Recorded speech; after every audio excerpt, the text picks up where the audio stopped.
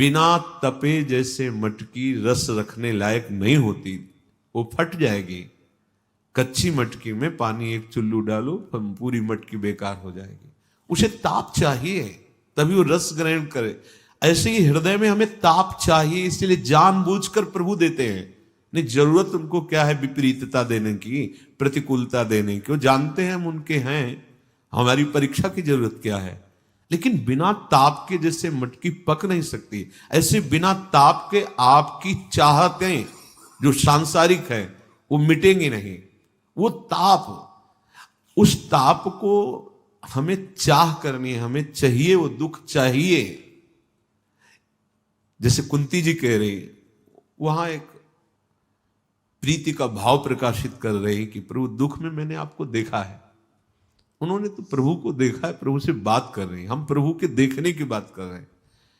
हम जो अपने हृदय के ताप को मिटाने के लिए प्रयास कर देते हैं लौकिक, यही हमारी ऊंचाई में बाधा है। जो हमारी ज्ञान की भूमिका, भक्ति की भूमिका, प्रेम की स्थिति अच्छे से समझ लीजिए, अच्छे से समझ लीजिए, हृदय की बात कह रहा हूं। बिना इस ताप के आपकी भूमिका नहीं बदलेगी हृदय की, आप ऊंचाई पे नहीं चढ़ पाएंगे। ये आंतरिक यात्रा है। जहां आपको भगवान कृपा करके ताप देते हैं वहीं आप बिखर जाते हैं और उस ताप को शांत करने के लिए विपरीत आचरण कर देते हैं। अब फिर वहीं की वहीं नीचे स्थिति गिरती चली जाती है। किसी ने पूछा कि साधन करते करते इतने दिन व्यतीत हो गए, पर मुझे ना तो भगवान की प्राप्ति की इच्छा है ना भगवान प्राप्त हुए, तो इसका क्या कारण हो सकता है? हम भजन कर रहे हैं, बहुत समय से साधन में लगे हैं, ये मानो अपने सबका प्रश्न है। भगवान की प्राप्ति की इच्छा, हाहाकार मच जाएगा हृदय में। इच्छा तो एक बार तो इच्छा हो इनसे मिलने की, अभी तो केवल वाणी से भले बोल रहे हो, हृदय से नहीं। आवश्यकता उस इतनी हो जाए प्रभु की कि चैन ना मिले, तब उसे इच्छा कहते हैं।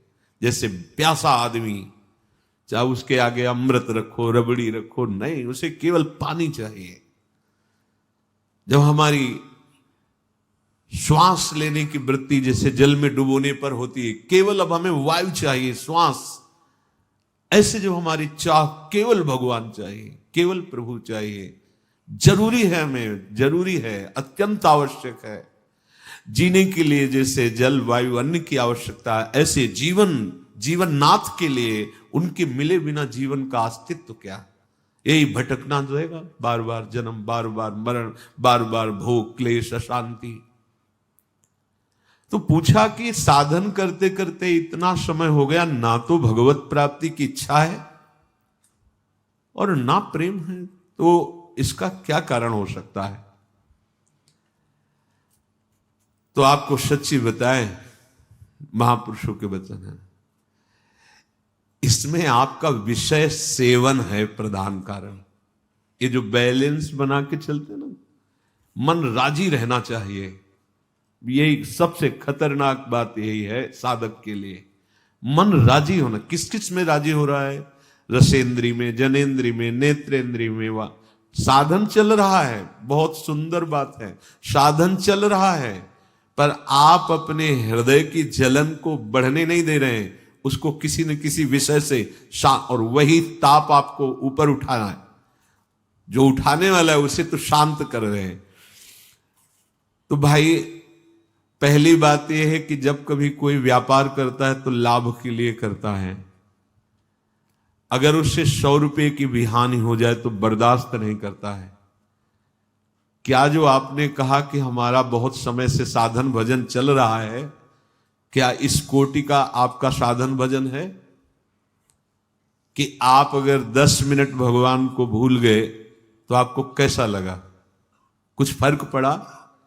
अगर आपको रोज 1000 रुपया लाभ मिलता है और आज 900 मिले तो 100 का घाटा तुम्हें चुभेगा।